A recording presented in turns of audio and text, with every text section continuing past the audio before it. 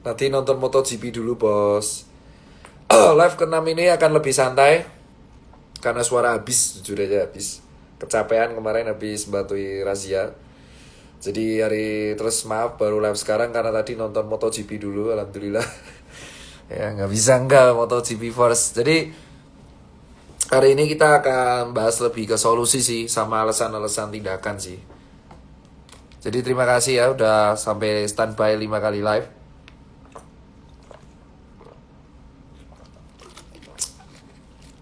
Halo Indra, Pengci. Jadi gini teman-teman semua, ngucapin terima kasih, hari ini agak santai banget. Sebelumnya, yang pertama adalah saya ingin menjelaskan kenapa kemarin tiba-tiba melakukan razia gabungan bersama Satgas Jabar di daerah Jawa Barat. Di live sebelumnya, saya sudah melakukan sebuah live ya. Dan di sebelumnya kita bilang bahwa PSBB Jakarta itu nggak akan efektif karena kita tidak bisa mencegah migrasi orang ke Bekasi, Bandung, Depok. Dan saya bukan tipikal orang yang emang berkuar-kuar doang. Jadi saat itu saya langsung berkoordinasi dengan teman-teman Satgas Covid dipimpin oleh Letkol Asep, ya tentara, lalu PM, polisi militer, dan ada juga Satpol PP, Disub sama polisi gitu. Kenapa kok Bekasi gitu? Karena seperti ini guys. PSBB Jakarta itu kan tujuannya emang mencegah migrasi ya. Karena Jakarta itu kita tahu bahwa imunnya orang-orang kantoran tuh ringkih banget. Di lab sebelumnya mungkin kalian tahu ya, bukan mendiskreditkan orang-orang kantoran, tapi faktanya memang kayak gitu. Nah, orang lapangan selama ini kan kena razia terus. Mungkin kita tentu akan sering baca curhat bahwa saya narik kena razia, orang warteg dibubarin, PKL dibubarin. Itu kan yang di Jakarta ya, tegasnya luar biasa. Akhirnya orang-orang yang notabene anak mudanya, let's say kita bilang mampu, ini pengen jalan-jalan gitu. Saya sih nggak masalah, jujur aja ya. Kalian mau jalan-jalan, mau nongkrong, hangout, mungkin nggak tahan, nggak masalah aja, nggak apa-apa. Toh semua anak muda pasti hangout. Cuman sama-sama aja. Kalau emang nggak bisa jaga jarak, minimal pakai masker aja. Dan minimal tuh nggak membuat postingan yang flaming gitu loh bro. Paham nggak sih? Iya. Jadi empatinya dipakai karena orang-orang lapangan di Jakarta ini berdarah-darah. Loh, saya kan mau seneng. Ini yang kita bilang empati. Saya kan mau seneng. Ya itu resikonya orang Jakarta. Gini ya. Posisi Jakarta ini kan berkorban ya untuk orang Indonesia, terutama orang lapangan. Banyak yang di PHK, banyak apa namanya, sales atau waiter yang di PHK karena restoran tutup gitu. Jadi itu membuat saya kayak untuk aware gitu.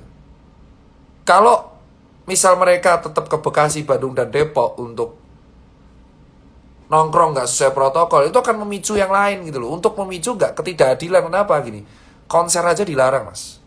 Kalau tahu memang kejadian di kafe-kafe dan tempat hiburan di Bandung, Depok, Bekasi ini bisa seperti itu, kenapa kok kita yang lapangan buat skate aja dibubarin?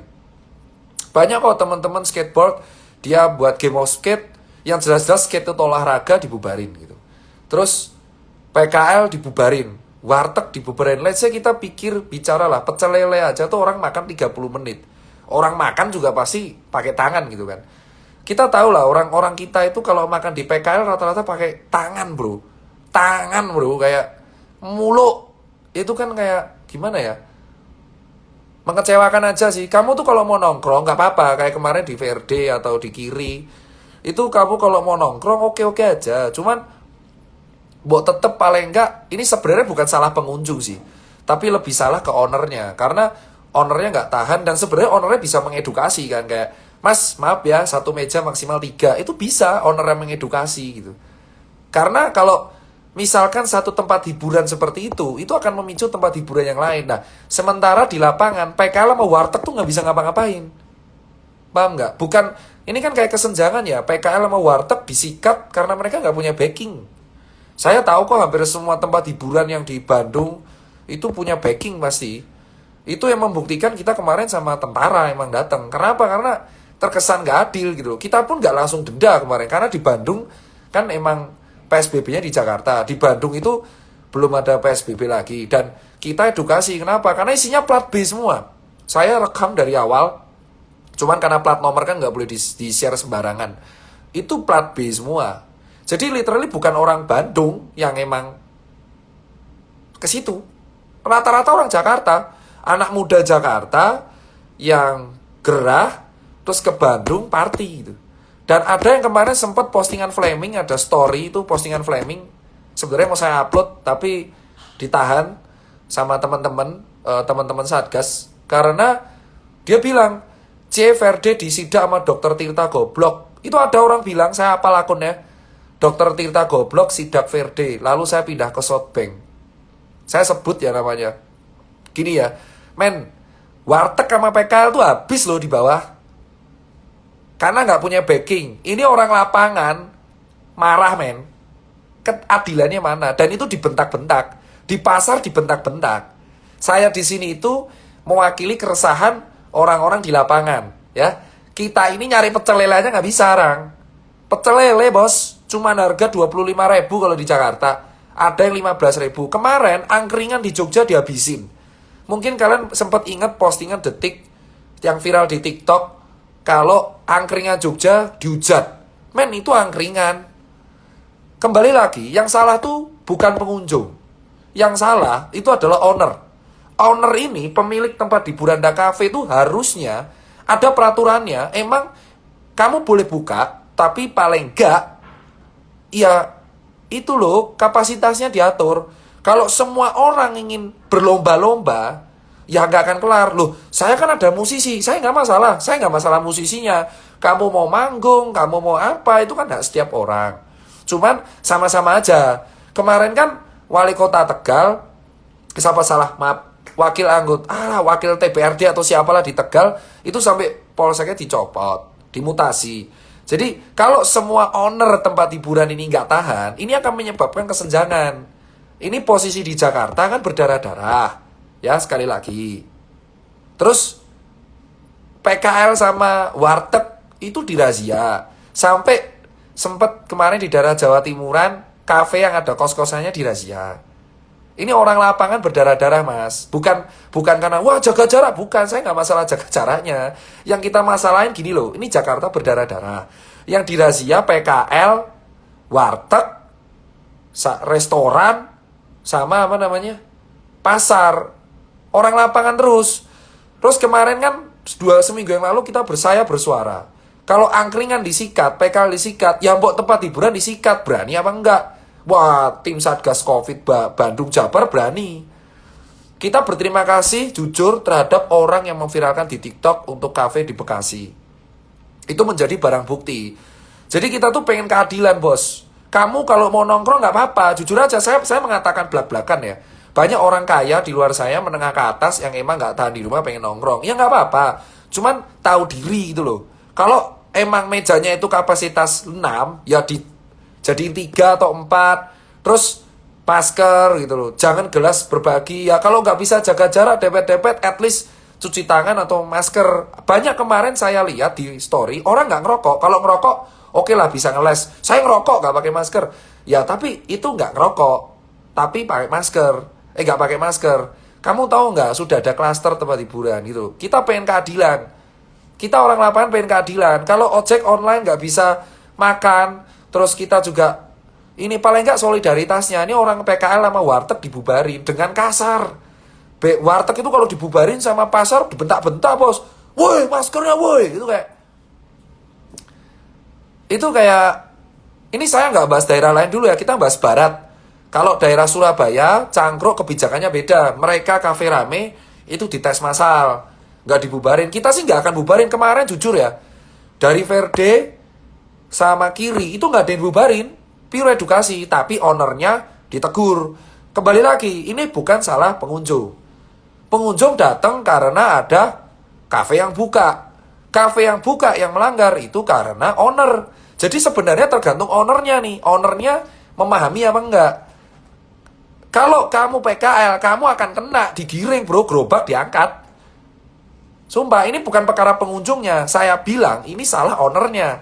Ownernya kan dengan jelas dapat peraturan pasti ya. Inpres yang diturunkan menjadi peraturan gubernur. Yang diturunkan menjadi peraturan daerah. Yang pasti saya yakin, dia akan baca. Emang kapasitas 50%, yang penting masker aja. Dan cuci tangan, at least kayak gitu. Dan dipatuhi lah. Sampai jam 12 malam. Sama-sama aja. Soalnya kalau kita bukan corona keluar malam, tapi sama-sama enak aja, bos. Gitu loh.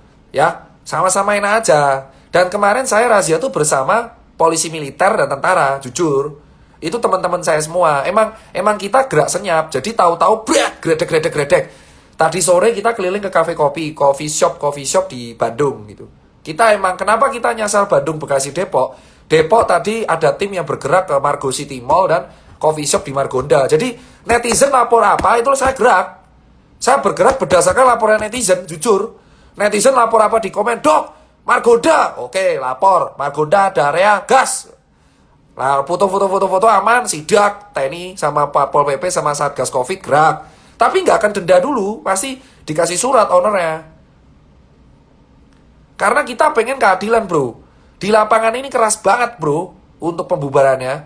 Kalau misalkan kita bergemik ekonomi dan owner-ownernya ini kan saya jujur kaya raya ya. Owner-owner cafe ini kan masih mampu ya. Dan yang datang mobil semua kok. Kemarin yang ke Verde sama Kiri rata-rata kebanyakan mobil kok. Dan ya karena kamu kan kaya ya, menengah ke atas ya. Namanya menengah ke atas pasti lebih, gimana ya, lebih ngerti lah untuk medsos ya, edukasi gitu loh. Jadi, Mbok ngerti nih kalangan bawah panas loh men. Ya. Ini kalangan bawah panas bro, posisi bro. Pengen keadilan bro. Jangan hanya kalangan bawah yang dibubarin aja bro. Gitu. Itu maksudnya. Makanya kemarin kita sama tim, itu ada saya dan tim gabungan, itu nyasarnya Bekasi, Depok, Bandung. Dan itu sampai 2 minggu ke depan, kita emang akan nyasar Bandung, Bekasi, Depok. Tapi tim senyap, gak akan woro-woro tiba-tiba tim kami hadir. Kami minta maaf kalau kemarin baru 6 ya. Nah ada 6 kafe sama 6 tempat hiburan sama bar yang kita samperin. Kedepannya akan ada klub yang kita akan datang, cuman kedepannya gak sanksi. Kita akan menerapkan gaya seperti Surabaya. Jadi apa yang terjadi di Surabaya, kita terapkan juga di Jabar. Jadi nanti ketika misalnya saya ke klub ini, rame bos, ya udah saya foto, nanti tim akan datang, langsung swab massal di tempat. Gak ada urusan, langsung swab massal di tempat. Swab massal di tempat, owner langsung disurati, ditegur. Jadi pengunjungnya ora didenda, tapi di swab massal, ownernya yang didenda. Jadi sama-sama enak aja bor, ya. Jadi kalau disebut saya tukang cepu ya, saya pengen keadilan aja. Jangan hanya rakyat bawah yang merasakan razia. Jangan hanya rakyat jelata yang merasakan denda masker. Kita juga pengen sama-sama enak bro gitu loh. Jangan menengah ke atas juga kalau bisa empatinya dipakai. Gini. Maksudnya seperti itu. Anti vaksin, aku cinta corona bajio. Bir boh. Gitu. Ya swabnya gratis bro kalau misalkan bayar di tempat ya. Jadi kalau misalkan kalian rame-rame gitu, ya siap-siap untuk diswab gratis untuk area Bandung, Bekasi, Depok. Tadi Depok udah disurvei, besok akan ada grebek. Ya, saya kasih dulu ya.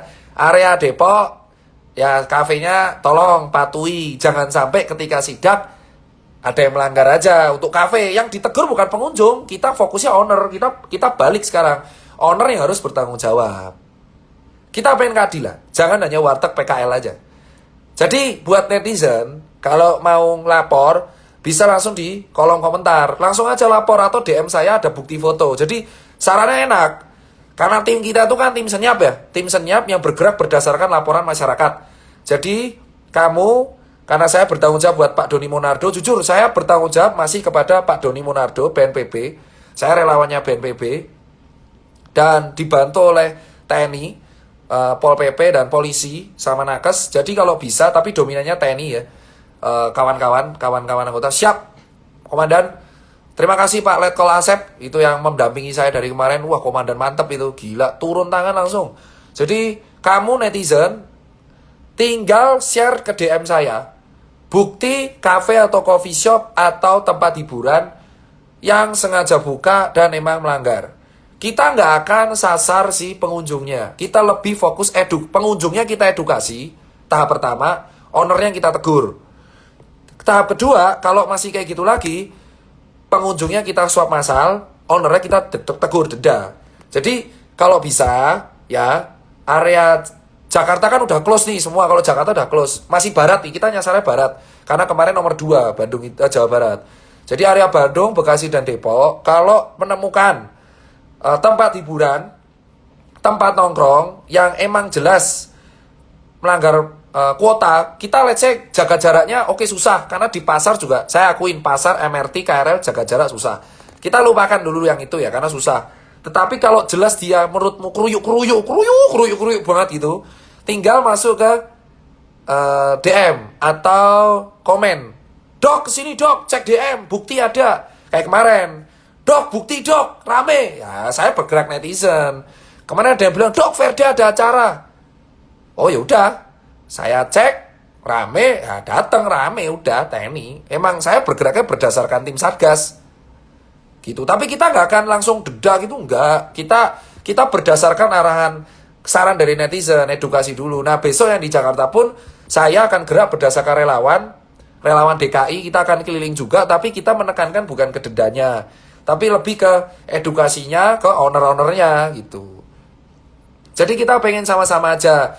Jadi masalahnya kalau kamu nongkrong nggak masalah mas. Jadi buat kamu kalau mau nongkrong kita nggak ada masalah. Cuman kita kemarin pun kan nggak dibubarin, tetap aja lanjut. Tapi dicatat nama ownernya. Jadi ownernya yang akan dikasih surat oleh Satgas Covid. Dan kejadian kemarin itu nama Verde sama Kiri langsung diangkat ke pembahasan provinsi. Jadi langsung naik. Kemarin kan viral ya. Kemarin saya grebek sama tim TNI dan PM sama Pol PP sama Disub juga. Baik banget Pak, tim gabungan emang Satgas Jabar, GTPP namanya, gugus tugas penanggung jawab. Terus itu langsung naik dibahas oleh tim Jawa Barat. Jujur tim Jawa Barat akhirnya melakukan sebuah evaluasi dan kebijakan baru. Nama Verde sama Kiri jujur aja langsung naik ke atas langsung. Jadi kemungkinan besar ya ownernya mungkin akan dipanggil. Kita kan orang lapangan ya, orang lapangan tidak akan denda Pak, saya nggak akan denda, nggak akan. Saya kan tidak ada hak untuk denda, kita kan tim Satgas gabungan, saya relawan gitu. Jadi yang dipanggil ownernya, sekali lagi yang dipanggil ownernya. Pengunjung relax aja. Yang penting kamu ketika datang, oke, kalau jaga jarak gak bisa dijaga, pakai masker aja, ya, itu loh. Dan sadar diri juga. Kasihan ini yang Jakarta, jangan sampai orang lapangan Jakarta marah. Ingat loh, logika tanpa logistik anarki. Kalau sampai kalangan bawah ini marah, ya saya nggak akan bilang apa-apa. Jangan sampai kalangan bawah marah, paham? Kalau sampai kalangan bawah ini marah, iya, lu tahu apa yang terjadi, Bor, gitu loh. Kita kan berusaha untuk mengontrol emosi yang di bawah ya. Ini yang di bawah emosi semua, gitu loh. Emosi, bener-bener emosi. Kenapa? Gua di lapangan kerja susah payah, kok gue yang dirazia, coy? Adilnya mana? Nah, orang bawah ini panas bro, jadi sama-sama ya yang ke tempat hiburan. Jangan sampai lu bersenggolan aja sama orang di bawah ini. Lu kalau senggolan kenapa-napa ya, jangan sampai gitu Bor ya. Ini santai ya, paham banget ya. Itu ya minggu depan Bandung, Bekasi, Depok. Tolong banget owner-ownernya saya minta, kami minta tolong kondisikan. Karena razia kemarin di Verde, terus di broker sama di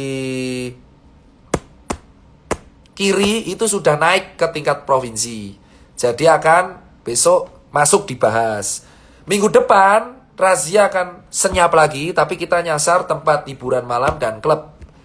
Kalau sampai benar terjadi, misal pakai masker oke nggak apa-apa, yang kita panggil ownernya sama, yang dipanggil ownernya sama, akan ada swab massal buat pengunjung. Jadi ya, kamu yang kemarin story-story goblokin saya, banyak saya catat, ada banyak pengunjungnya Verde sama Kiri itu goblok-goblokin saya sama tim. Sorry, saya catat, tapi nggak akan dilaporin. Saya catat aja, kita catat. Jadi kita tandain gitu kemarin gitu. Jadi kalau mau goblok-goblokin silakan. Tapi kalau kalangan bawah nanti marah, saya sebar mukanya. Paham? Jadi kita kemarin udah catat, oh kamu yang kemarin goblok-goblokin saya, terus dengan entengnya bilang, ya udah Dokter Tirta, Jakarta PSBB, kita ke sini karena Verde digerebek, oke kita ke Southbank, sorry saja. Kita capture semua story kamu gitu. Tim kami kan ada tim bawah tanah ya. Namanya tim bawah tanah yang emang melihat tren di story Instagram. Memang tim seperti itulah, tim analisa IT. Ya kalau ke capture, jangan salahin kalau kita sebar, oh ini yang goblok-goblokin kita. Langsung, biar netizen bawah aja yang menghakimi. Gitu.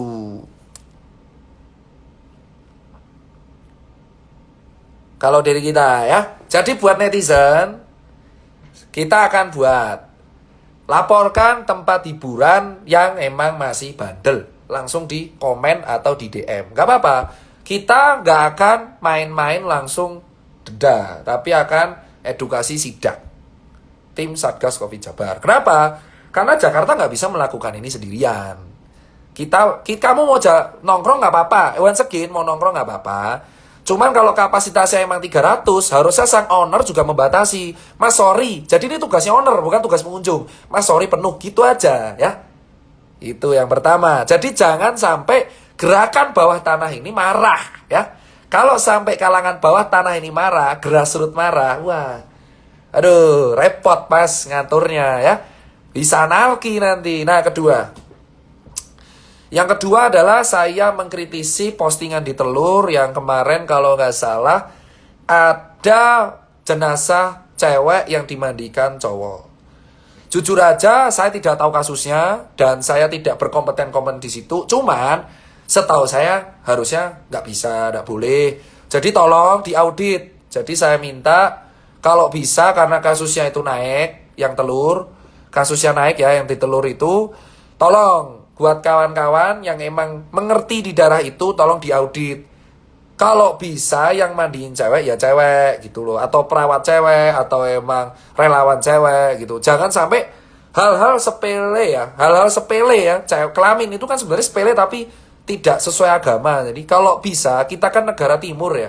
Negara yang masih memegang adat dan agama. Saya sarankan kalau bisa untuk mencegah kegaduhan, ya jangan sampai hal itu terulang. Kalau bisa diaudit, kok bisa jenazah cewek dimandiin sama cowok? Itu adalah saran. Harusnya kalau saya bilang pihak-pihak yang terkait jangan baper dulu. Apa yang disampaikan oleh Telur saya setuju. Itu adalah bentuk kritik. Kok bisa? Kita kan rakyat bertanya ya, freedom of speech. Kok bisa jenazah cewek dimandikan cowok? Ini logikanya di mana? Itu kan langsung viral kemana-mana. Jadi jangan sampai hal-hal seperti itu malah mendiskreditkan penegakan. Karena itu akan menjadi pembicaraan di banyak hal. Itu kan cewek bisa dimandiin cewek. Pakai APD pun bisa.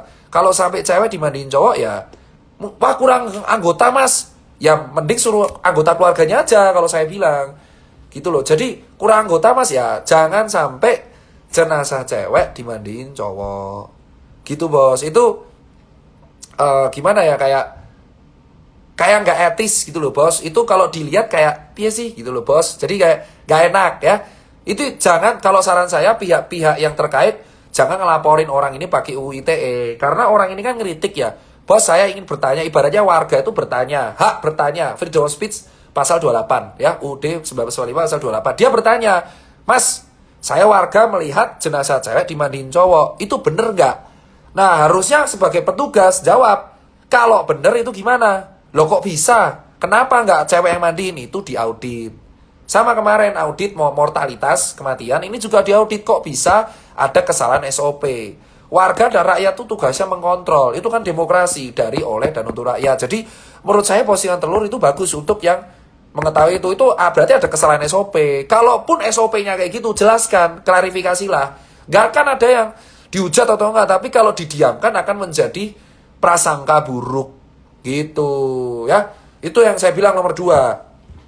Terus nomor 3. Jadi nomor 3 ini saya bilang menyarankan sih sebagai relawan untuk kawan-kawan penguasa atau pejabat lah, kepala daerah, kalau warganya ngeritik jangan dikit-dikit UU ITE ya. Jangan yang UU ITE. Sabar, yang seru pelan-pelan dulu mas. Ini kan saya suaranya habis, jadi pelan-pelan dulu. Dan capek mas. Mas, razia banyak tempat tuh capek mas, jujur. Ini baru recover kan. Jadi saya bilang, Kalau bisa, pejabat-pejabat, kalau dikritik, jangan dikit-dikit UU ITE. Kekuasaan itu amanah. Ya, kekuasaan itu adalah amanah yang dipegang dan didapat dari rakyat. Jangan karena warga ngeritik, kamu tersinggung, kamu tuntut pakai UU ITE. Tersinggung itu kan relatif ya. Baper itu relatif. Kayak, misal kayak gini, Tirta, kamu sipit, tersinggung saya pakai UU SARA. Ya kan, maksudnya gini loh bro, kayak, kalau semua orang dituntut karena UU ITE, penjara penuh pak.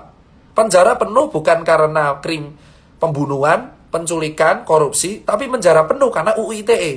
Kan lucu pak, maksudnya, penjara kan ditanggung negara ya, yang nanggung negara, yang nanggung napi-napi itu kan uang rakyat juga ya.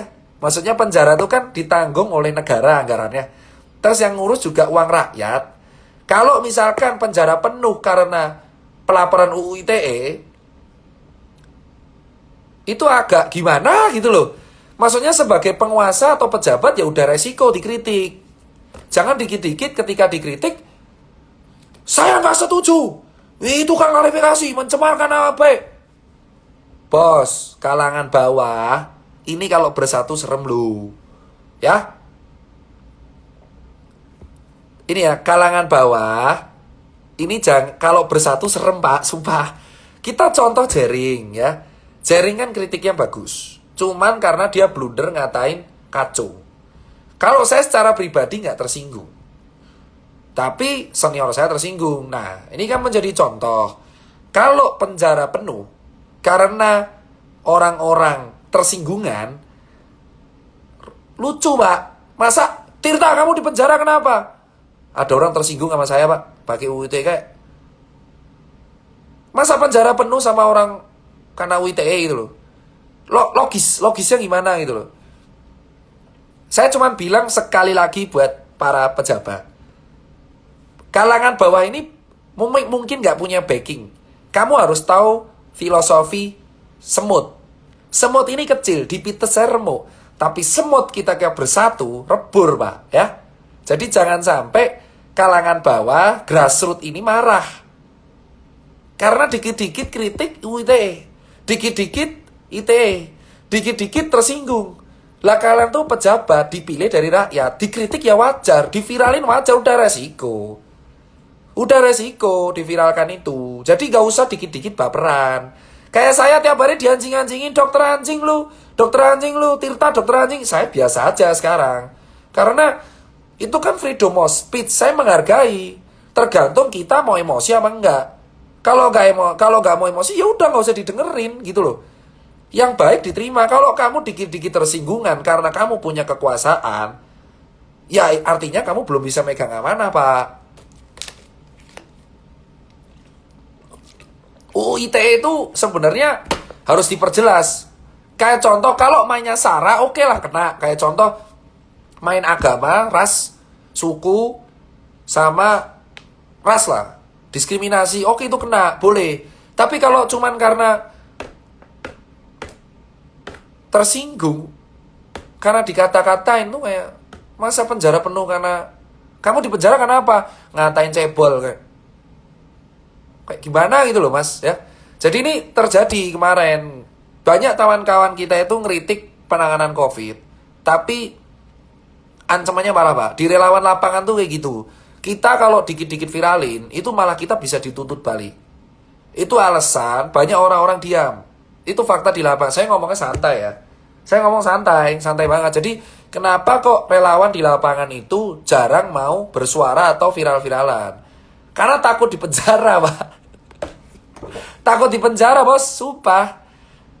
Itu kan, masa di penjara karena anjay itu, makanya Lutfi menurutku absurd. Tapi ya, itu haknya Lutfi berbicara, tergantung kita memaknai gimana. Mungkin ngelawak si Lutfi selo, itu kan, ya udahlah aku nganggapnya mungkin Lutfi selo gitu. Jadi, gini ya, kalau bisa para penguasa, si relawan lapangan ini, teman-teman saya tuh jarang banget yang mau viralin masalah-masalah yang agak kontroversial karena rentan untuk dituntut balik pakai UU ITE. Itulah yang kita mengatakan ke kawan-kawan, kenapa kok saya diam 7 bulan? Karena kita mengamati ini gimana aja daerah-daerah mengatakan. Ya, jadi akhirnya saya bulat untuk bersuara ya karena saya juga udah tahu ini gitu loh. Selama kita nggak, maksudnya gimana ya? Kalau kita ditekan oleh dikit-dikit tersinggung pencemaran nama baik, ya kita nggak bisa ngeritik. Gimana tugas pengawasan publik? Pemerintah kan, bukan pemerintah juga sih, pejabat ya, itu kan diawasi publik. Kalau kamu kan dulu ketika pilkada atau caleg, pilek, pilihan legislatif, pemilu kan yang milih rakyat. Kamu kampanye pun ngangkat orang kecil. Ya wajar kan kita mengawasi, kan kamu digaji pakai uang rakyat. Kalau digaji pakai uang rakyat, ya rakyat wajar dong. Kekuasaan tertinggi pada rakyat, bro. Jadi wajar kalau rakyat yang ngawasin. Jadi relawan-relawan ini curhat ke saya, mereka takut untuk bersuara dikarenakan dikit-dikit UU ITE, dikit-dikit UU ITE, dikit-dikit UU ITE. Ya, saya 7 bulan tuh ambil bukti-bukti dulu, foto-foto. Jadi saya kalau ngomong nggak ngasal. Emang ada foto dan ada data. Keluarinnya pelan-pelan gitu. Jadi saran saya nih sekali lagi buat pejabat yang menangani COVID, kalau dikritik jangan baperan. Ya emang itu resiko. Resiko, bro. Kalau kamu dikit-dikit baperan UITE itu. Saya dulu pernah ngerasain. Saya pengen laporin orang UITE. Buset yang ngatain saya anjing aja sampai 900 orang.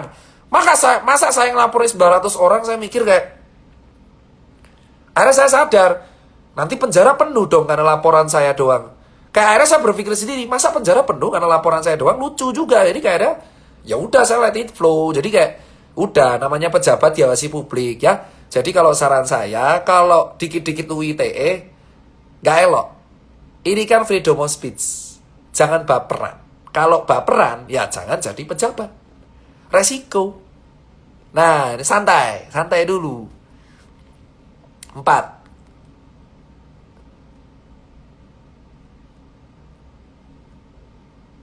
Haus.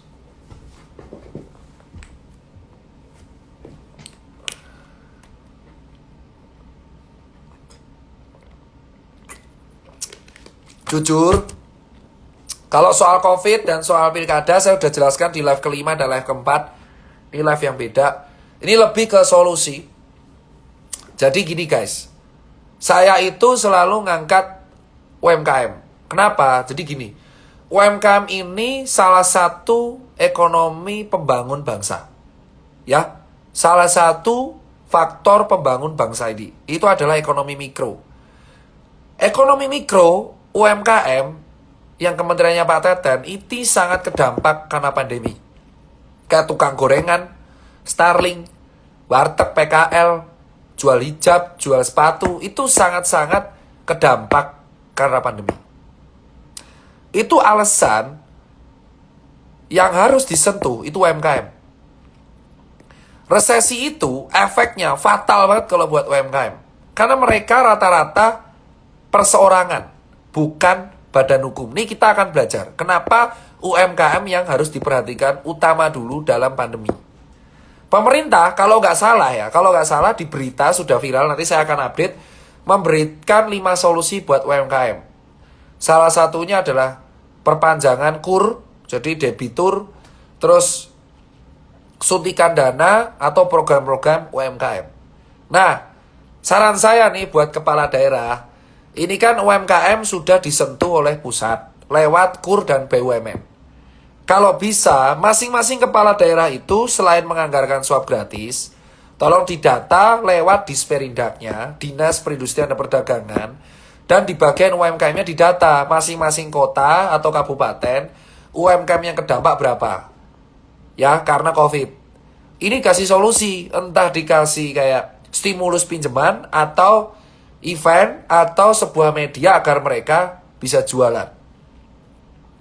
Kalau sampai orang-orang UMKM ini loss, maka akan terjadi penurunan daya beli yang sangat masif. Dan itu bisa berakibat sangat-sangat fatal. Jadi ini adalah solusi. Kenapa UMKM itu menjadi penyelamat bangsa ini ke depannya. UMKM itu dulu emang orang lihatnya tukang gorengan doang. Selama pandemi, tukang gorengan ini nggak bisa dagang. Tukang gorengan ini akan nganggur. Dan dia nggak kedata. UMKM ini praktis sulit untuk kedata. Nggak ada BPJS juga. Jarang UMKM itu punya BPJS. Jadi saran saya buat kepala daerah Ini kita live ke-6 tuh lebih solusi ya, karena live ke-5 gas semua. Kalau bisa, kepala daerah ini membantu pemerintah pusat juga. Pusat ini kan sudah ngasih stimulus lewat Pak Teten, Kementerian Koperasi dan UMKM, stimulus lewat kredit usaha rakyat, terus ada kemudahan UMKM untuk ngajuin. Ada kemudahannya, jadi kalau nggak salah kamu UMKM bisa mengajukan pinjaman tanpa harus ada NPWP ke BUMN yang udah ditunjuk pemerintah selama pandemi. Kedua, PPh final kan kalau UMKM bayar pajak 0,5%, itu dibebaskan sampai akhir tahun. Terus ada keringanan debitur kalau minjem kur, pokok bunga sama pokoknya nggak diperpanjang, nggak usah bayar. Nah ini kan pusat udah ngasih solusi. Nah solusi ini akan lebih sinkron lagi kalau si pemerintah daerah juga terjun. Makanya kemarin di Yogyakarta bantu saya juga untuk yang event UMKM. Jadi saran saya buat kepala daerah, kalau mau selamat nih daerahnya dari COVID, selain swab gratis, UMKM-nya disentuh. Entah kalian dengan cara buat apa namanya, buat event atau buat suntikan dana atau buat apa, itu silakan aja. Jadi ini saran saya. Kenapa saya paham UMKM? Karena industri saya juga di UMKM. Jadi saran saya juga kalau bisa UMKM disentuh ya. Nah terus yang berikutnya, jujur kalau saran saya buat DKI itu anggarannya kan 10T kemarin ya kan. Kita udah lihat bareng-bareng di Google anggarannya 10T. Kalau bisa ya, tolong dimanfaatkan untuk swab aja Pak. Terus untuk PSBB-nya diperketat di daerah kantor saja. Orang lapangannya nggak bisa makan. Contoh aja Bandung aja. Bandung tempat hiburan buka. Itu yang ada isinya orang Jakarta semua. Jadi orang-orang Jakarta tuh pindah-pindah Pak. Buat Bapak Anies ya. Jadi saya lihat di lapangan Pak Anies. Jadi kalau orang di PSBB itu orang Jakarta pindah ke Bekasi, Bandung, Depok. Jadi orang Jakarta cuma pindah-pindah. Selama Jakarta PSBB tapi Jawa Barat gak PSBB, agak nggak efektif Pak di lapangan. Jadi saran saya mending yang di PSBB itu kantornya saja. Ya, kantor. Kalau tempat hiburannya Jakarta ya keadilan aja Pak. Samain aja dengan Bandung. Karena percuma juga Pak, soalnya kalau kita PSBB mereka ke Bandung. Mereka cuma pindah aja sebenarnya. Pindah nanti Jabarnya yang naik. Tadi kalau nggak salah Pak Anies membuat statement tetap di rumah aja, kasus aktif turun jadi 14%. Emang benar itu efek? Gimana ya? Kasus aktif 14%. Tapi itu bisa lebih rendah lagi kalau kantornya yang diurus. Nah kalau saran saya, Pak Anies monggo itu tempat hiburan sama restoran itu dipanggil. Itu kan pasti ada dinasnya ya. Ada dinas apa ya, perizinan atau apalah itu dipanggil. Nah itu biar Satgas Covid-nya edukasi owner-ownernya. Oke, kamu boleh buka tapi pakai masker, kuotanya cuma segini. Kamu nggak apa-apa kok, orang juga butuh hiburan. Cuman tolong ini dikondisikan, jangan sampai chaos juga gitu loh. Soalnya lucu Pak, mungkin kalau ada DKI nonton, saya di DKI juga, itu serius Pak, orang-orang DKI itu cuman geser ke Bekasi doang. Rame banget bos, Bekasi, Tambun, Depok, terus Tangerang, Arsut, Serpong, sama mana itu, Bandung. Itu tuh rame, orang Jakarta semua. Jadi mereka cuma pindah. Jadi kenapa kasus aktif di Jakarta turun itu bisa jadi karena orang Jakarta pindah. Makanya ini kan cuma pindah-pindah doang, ini kan kayak pingpong. Jadi kalau saran mungkin Pak Anies kondisikan, semoga saya siap Pak. Jadi kan saya juga bantu DKI. Pak Anies itu kan mungkin bisa lah si owner-owner ini ditegasin aja. Kamu boleh buka oke, tapi ini lah tak cabut izinmu. Saya setuju kayak gitu sih. Lebih enak kayak gitu daripada ini orang pindah-pindah. Mumet Satgas saya di lapangan pusing, keliling-keliling Jawa Barat DKI kayak buset nih orang ngurusi orang Jakarta doang. Saya nggak tahu ya, tapi orang Jakarta emang suka jalan-jalan kayaknya. Saya sambil relax ya, karena gitu Pak. Kita akan siap membantu kok. Saya udah nggak peduli politiknya Pak. Jadi saya bantu emang karena kasihan rakyat bawah aja. Rakyat bawah kan udah sengsara nih Pak. Jadi saran saya sih yang terakhir, mungkin si owner-owner tempat hiburan ini diceramain aja Pak. Kalau mau buka gini. Soalnya saran bener ini bener. PSBB DKI nggak bisa maksimal kalau daerah sekitarnya juga nggak disiplin. Ya pindah doang. Itu serius, ada bukti story, nantang malan. Serius Pak, ada yang nantang Pak. Wah Jakarta PSBB, saya ke shopping santai aja. Ada Pak story ya Pak. Itu kalau saya upload, aduh kasihan Pak tempat hiburan ya. Mending kasih surat dulu lah.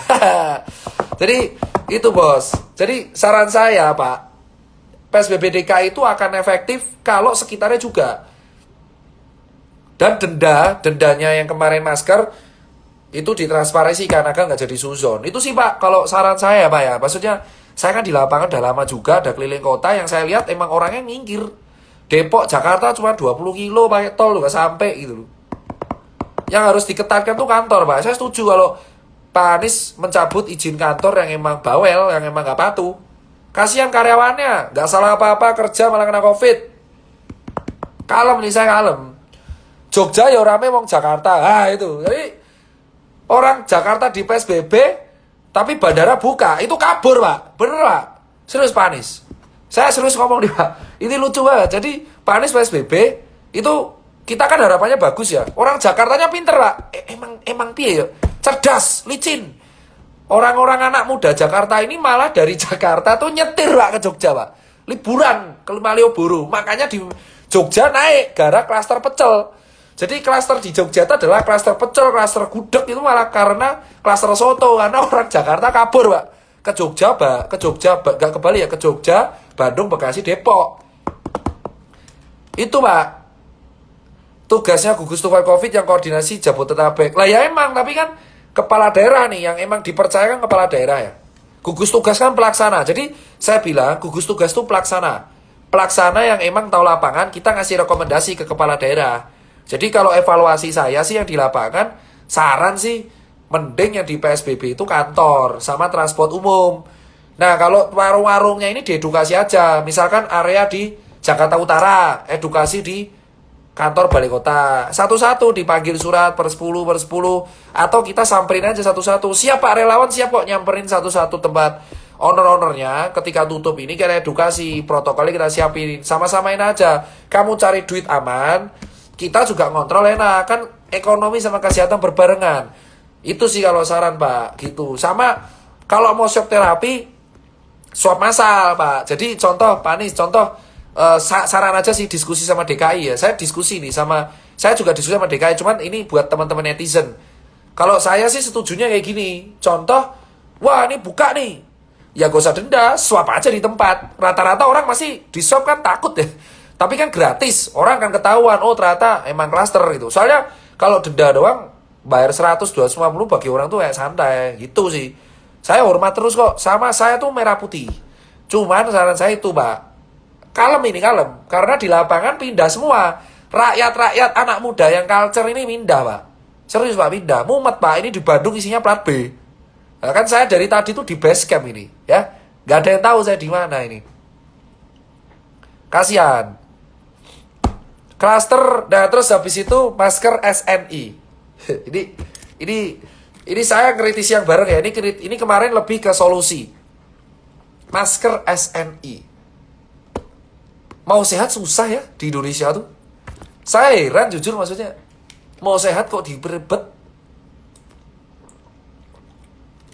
Sudah, Pak Anies sudah. Kan saya di DKI. Saya kan relawan DKI juga. Saya sama Pak Sabdo, diskusi saya. Emang saya sudah usul Pak Sabdo, emang kayaknya ini orang kabur ya Pak. Dan Pak Sabdo bilang, iya Tir ini ke Bekasi. Nah Pak Sabdo tuh bilang ke saya, Bekasi Tir tolong. Cuman kan ini bukan ranahnya DKI. Nah bener anak TikTok viralin. Gayung bersambut, umpan dicambut, tas. Ternyata ke Bekasi semua. Nah ini udah saya kan ke balai kota terus bos. Jadi emang Pak Sabdo juga yang bilang. Pak Sabdo itu kepala BPBD DKI. Emang beliau sendiri yang bilang emang orang-orang ke Bekasi dan Jakarta nggak bisa ke sana. Itu bukan ranahnya dia, itu ranahnya wali kota gitu loh. Terus gini, masker SNI itu mau sehat susah. Enggak, ngapain dimarahin? Freedom of speech. Jadi kalau masker SNI itu kayak aneh. Masker SNI itu gimana ya? Saya respon karena ini baru viral kemarin ya. Saya secara pribadi sih langsung komen mau sehat tuh susah. Kayak bingung saya mau gak apa-apa. Maksudnya saya sampai speechless loh. Masker SNI itu kayak oke sih, standar nasional sih. Oke, niatnya baik ya. Niatnya baik, yaitu membuat sebuah masker yang standar nasional agar semua warga aman. Tapi ini September bro, udah 7 bulan. kayak udah 7 bulan bos, kayak paham ya? Kayak 7 bulan loh. Speechless saya, kayak bingung sampai saya bingung ngomong. Saya pas baca ceritanya itu bingung. Masker SNI, buset. Gak sekalian sertifikat halal. Saya bilangnya, ini gak sekalian sertifikat halal apa ya? MUI kayaknya gak mungkin nyasar situ deh. Tapi menurut saya gini loh, kayak esensinya apa sih? Ya oke lah, niatnya baik ya. Menstandarisasi masker agar aman. Tapi ini September. Mumet gak? Di bulan April kita gerakannya masker kain untuk semua. Orang buat scuba, orang buat masker ini. Orang udah jualan dari bulan April. Salah satu yang kaya raya karena jualan masker scuba itu Tom Lee Wafa. Itu Surabaya, Crazy Rich Surabaya. Itu kaya banget dengan jual masker scuba. Dia ngaku masker scuba itu paling laku di dia. Terus April scuba kain viral. Baru direvisi September. Setengah tahun, Pak. Jadi April itu masker kain. Saya masih ingat gerakan masker kain itu 1 April. Silakan cek Google. Saya nggak perlu buka ya. Di Google ada kok 1 April tuh masker kain. April, Mei, Juni, Juli, Agustus. September. 7 bulan campaign masker kain. Bulan September harus SNI.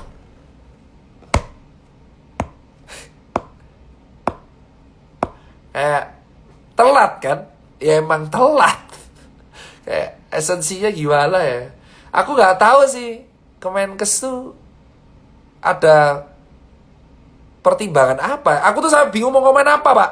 Serius ya, saya tuh kalau udah bingung komen tuh diem ya. Kayak mikir SNI. Itu kayak helm loh. Nih botol SNI. Nanti ada kayak gini ya. SNI. Jadi masker mah ada tulisan nanti SNI. Bentar. Aku cari masker ya. Bentar. Mana nih masker gue? Oh tak buang. Iya, ini ada tulisan SNI. Garpu ada SNI ya.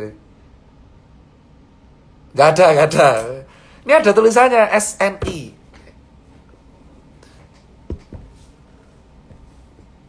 Aku tuh sampai fase pas baca berita itu ya, warga gini ya, mungkin ini buat Kemenkes, kalian buat kebijakan oke lah, ada pertimbangan bahwa semua masker tuh keren, harus distandarisasi. Cuman gini masalahnya, warga bawah ini udah muak ya.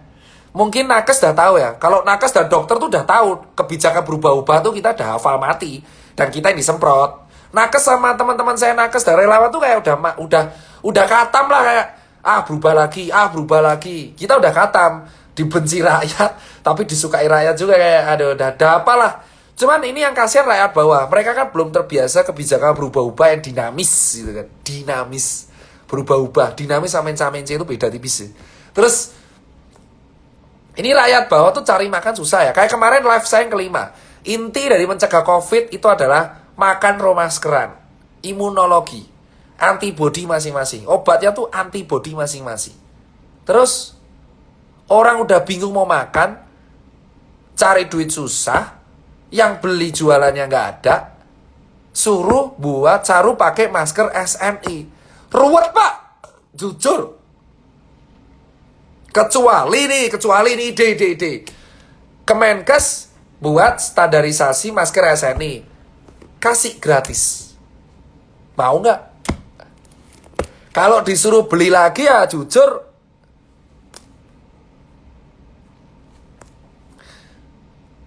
berat.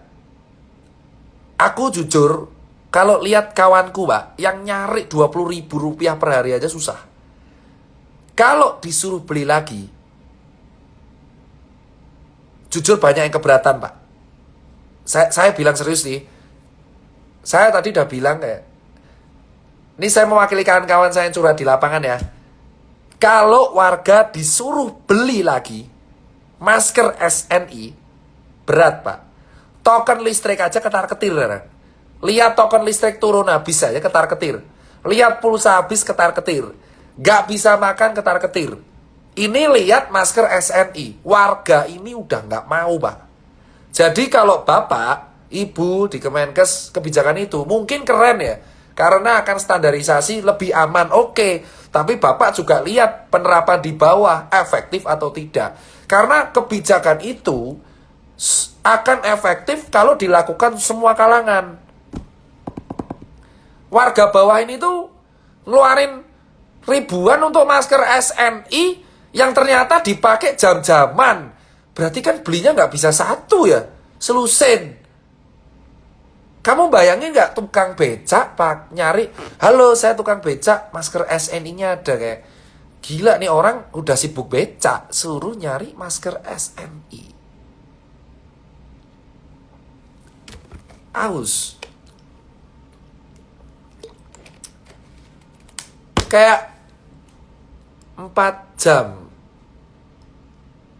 Pakainya cuma 4 jam.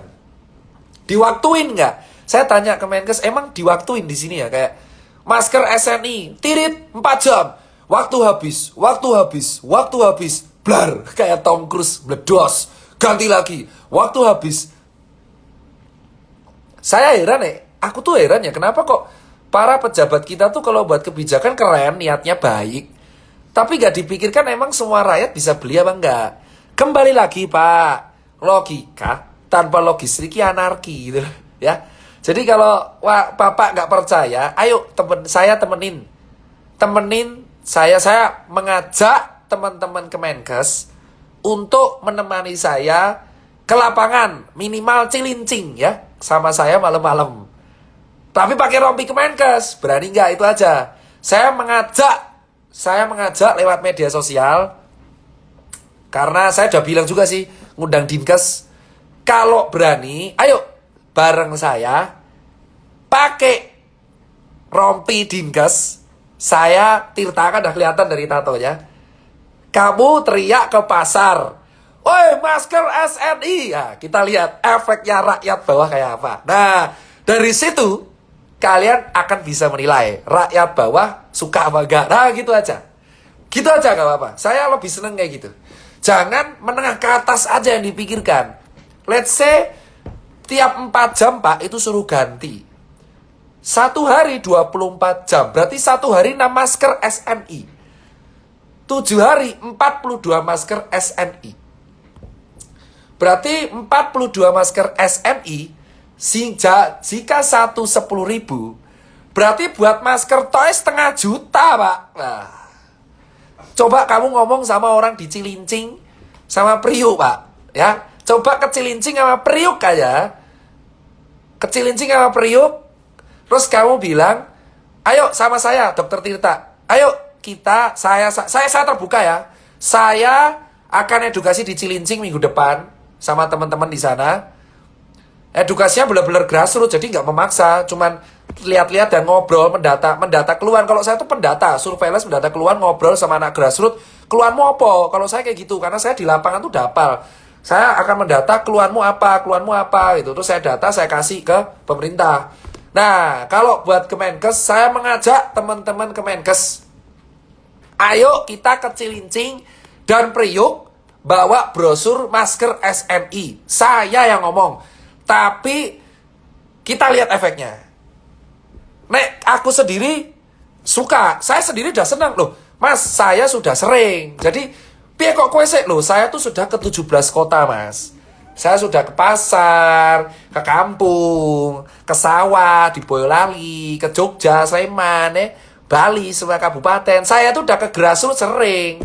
Diludahin juga pernah. Di pasar saya di goblok-goblokin sering. Tapi ada yang diskusi sering. Saya sering ke pasar Kosambi. Itu saya diskusi sama di Kosambi itu sering banget. Jadi gini, kalau saya di lapangan sudah katam Pak. Ke pasar, ketemu ini, ketemu yang megang, tukang parkir, udah sering. Saya bahkan sering ngobrol sama pedagang angkringan Pak Tony di Kalicode. Saya di Kalicode, di Jogja, sebelum viral angkringan yang di blog TikTok, itu saya sudah ke owner angkringannya. Nah, ini saya terakhir nih.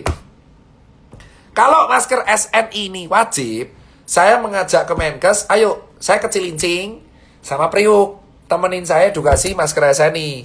Nah, tapi akibatnya kalian cek. Kalau diketawain, ya oke. Tapi kalau ngikut gak apa-apa. Ya, bayangin nelayan, kan Cilincing rata-rata cari ikan. Ikannya gak laku, terus kamu suruh kasih masker SNI. Kalau saya kayak gitu aja, Pak. Caranya simple. Pejabat ini kadang-kadang harus kita ajak ke lapangan. Kali-kali aja, tipis-tipis gitu. Maaf ya Pak, jangan dilapor-laporkan gak tersinggung. Kan saya ngajak. Kalau saya di lapangan sering Pak. Udah kata, mau kemarin aja kan kawan. Maksudnya ke warteg ke apa, warteg ke lapangan ya. Kalau saya ke pasar, keliling pedagang lantai 1 sampai 4 gitu. Terus ke daerah tongkrongan supporter, tongkrongan preman, anak motor, ojol. Paling akrab ojol sih. Saya sering ke ojol markas di daerah Kebon Jeruk. Karena dekat sama rumah ya. Keliling ke situ, Meruya, Cengkareng, terus Rawabuntu, Kabupaten Tangerang, Kabupaten Bogor, Cimahi. Itu kayak wis ngerti Pak, wis ngerti lah. Di Makassar saya dimaki-maki orang di jalan karena konspirasi udah hafal ya. Udah wis ngerti lah kalau lapangan kayak apa. Jadi sampai kurus saya ini turun 6 kilo. Jadi kalau saya bilang kadang pejabat-pejabat kita ini tuh harus kali-kali diajak ke lapangan. Jangan pas kampanye doang ke lapangan. Ya. Oh, lapangan tuh enak loh. Saya bilang, kerja lapangan tuh enak. Satu, capek, olahraga. Ya, olahraga, jalan kaki kan. Kita bilang, untuk mencegah Covid tuh olahraga ya. Aman fisik, makan. Ya. Terus gabung sama rakyat. Tuh Pak, gabung sama rakyat menengah ke bawah tuh kayak kamu akan merasakan rekosonya cari duit. Beneran. Kamu akan ngerasain susahnya cari uang, Pak, di menengah ke bawah. Jangan hanya pas kampanye doang kamu samperin. Weh, saya mau jadi kepala daerah, datengin menengah ke bawah terus harap ngopo. Terus habis itu kamu menang, kamu lupain dapilnya. Aduh. Kalau saya bilang, ya ingat-ingat, menengah ke bawah itu, Pak, nongkrong sama anak menengah ke bawah, itu kamu akan mengalami sesi bersyukur, Pak. Bapak Ibu yang terhormat, para pejabat, kalau pas Covid gini, tolong ke lapangan. Lihat, menengah ke bawah itu, Pak.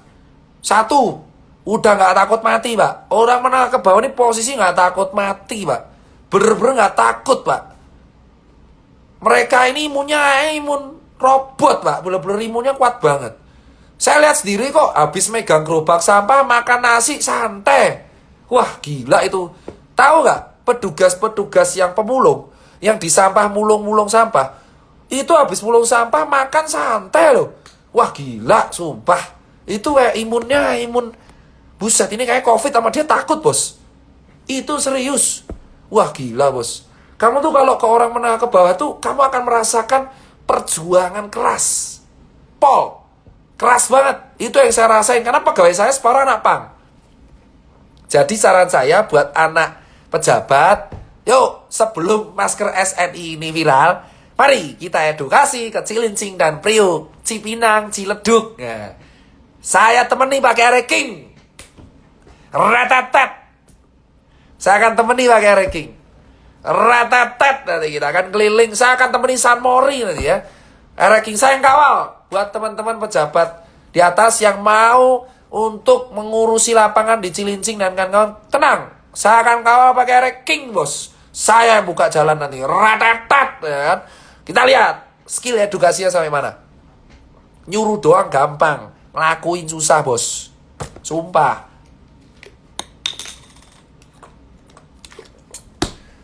Nyuruh tuh gampang. Emang nih budaya negara itu nyuruh. Itu yang di lapangan. Ini yang terakhir agak ngegas.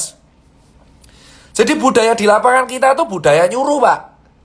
Budara menyuruh seseorang, oke, pakai. Tapi mereka nggak tahu bertanggung jawabannya gimana. Yang penting nyuruh dulu, evaluasi belakangan. Ya. Nyuruh dulu, yang penting evaluasi belakangan. Nyuruh dulu, evaluasi belakangan. Ratatat, nyuruh dulu. Nah, kami yang di lapangan mumet, disuruh-suruh ikhlas, tapi ya sing konkret loh. Nyuruh dulu, serius. Budaya di lapangan kita ini tuh nyuruh dulu, eksekusi nanti, evaluasi nanti, nyuruh dulu pokoknya. Kalau saya Pak, saya mengajak kawan-kawan pejabat, ayo kita di DKI, kita survei bareng minggu depan, dari Cilincing, Priok, Cipinang, Ciledug, Cipayung, Cijantung. Ayo gas, ratatat kita touring 45 kilo sampai 70 kilo nereking saya. Gas sama Vespa. Nanti kawan-kawan Vespa 2 tak akan mengawal. Jadi nanti kan keren nih, pejabat akan edukasi bareng kawan-kawan anak motor. Jadi anak motor Pak yang ngawal nanti Pak, yang ratatat, bukan, nggak usah. Kita relawan banyak Pak, relawan saya banyak. Ada anak motor, anak skate nanti akan ngawal ratatat, Cilincing, Ciriuk, Cipinang, Cijantung, Cipayung, Ciledug, Cipulir. Wah gas, pasar Jumat, wah wis ratatat ngeng. Oke edukasi. Masker Asani, ratatat, masker Asani, ya gitu. Jadi nanti lihat ya. Nah nih, kawal. Oh, saya mengajak gini aja deh. Saya ngajak deh kawan-kawan yang di Jakarta yang keselo. Nanti saya akan buat pengumuman di feed. Yang di Jakarta ini kesimpulan terakhir. Ayo kita bantu Jakarta. Kota ini mau sehat. Jakarta mau sehat. Yuk, saya kan relawan DKI. Saya membantu tugas Pak Sabdo. Oke, saya buat solusi. Mari yang di Jakarta yang senggang, nanti saya akan buat flyer area edukasi keliling, touring, San Mori, apalah, rolling thunder, ya, mau 2 tak, 4 tak, Cilincing, Priok. Oke, kita touring ke sana, bagi masker, bagi brosur. Yang gabut, nah nemenin saya aja. Ratatat, ratatat, ratatat, masker SNI, masker SNI, masker SNI, ratatat, ratatat, masker SNI, masker SNI, masker SNI, gitu terus saya. Kita keliling semua Jakarta. Lumayan ngabisin bensin, memperkaya Pertamina. Buat kawan-kawan anak muda, daripada kalian nongkrong-nongkrong nanti kena razia karena gak pakai ini. Mending nanti nemeni saya aja. Saya timnya cuma berempat. Bayangin cuma 4 orang, ber-19, cuman tiap gerak 4. Kita naik motor, gak usah naik mobil. Pride bro, roda 2 sampai tua. Salam satu aspal. Kita keliling dari utara dulu, karena utara. Cilincing sama Priok. Kita akan keliling di sana, edukasi bagi brosur, masker, sama kerja nggak apa-apa mas. Jolali, mangan ro masker. Paham bahasa Jawa nggak ya? Makan dan masker. Makan dan masker. Wah, jadi nanti saya akan cari donatur. Saya mengajak semua donatur rumah makan yang ingin mendonasikan. Nanti kita akan keliling pakai motor dari Cilincing, relawan-relawan, teman-teman anak muda Jakarta ingin bergerak, ayo, kota ini mau sehat. Solusi dari saya. Jadi nanti kita akan keliling, terus kita bagi makanan sama bagi masker. Enak toh? Sama bagi brosur. Suplemen, vitamin. Saya akan cari donatur yang di bagian vitamin sama masker. Sama makanan. Nah, teman-teman nanti kita tikum titik kumpul misalkan di daerah Priuk Cilincing, kita tikum nanti di terminal Priuk. Kita akan keliling, syarat naik motor, gak boleh goncengan. Sendiri-sendiri motornya. Kita penuhi jalan nanti dengan touring. Jadi biar orang ngerti, motoran ini paling aman. Motor full face, helm wajib full face, biar gak ditilang. Jadi pakai full face, masker atau INK. Keliling, ini solusi real. Kita bagi makanan, kita bagi masker. Gerakan ini namanya dari kita untuk Jakarta. Kan keren. Dari anak muda untuk Jakarta. Kota ini mau sehat. Wah. Ya kan? Ayo, ini saya buat gerakan ini dulu pada waktu April Mei. Nah, nanti kalau teman-teman ojol yang emang mau bantu, ayo kita hijaukan aja jalan. Kita hijaukan jalan, kita bagi-bagi makanan sama masker. Orang lewat, weh mas, masker gak makan, semangat.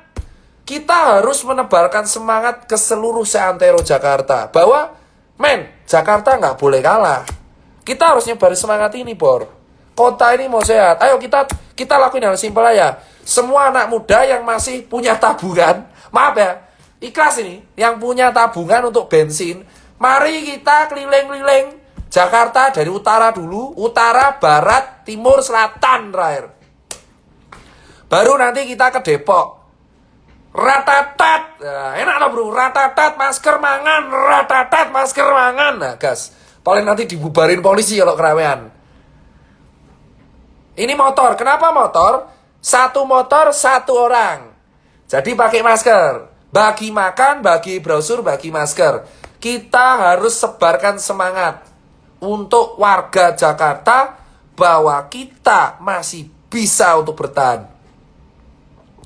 Jika memang pejabat gak mau turun, rakyat dan anak muda yang harus bergerak bersatu demi kotanya sendiri.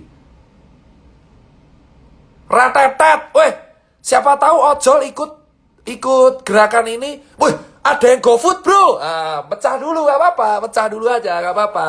Nanti kalau udah balik lagi, enak nih bro.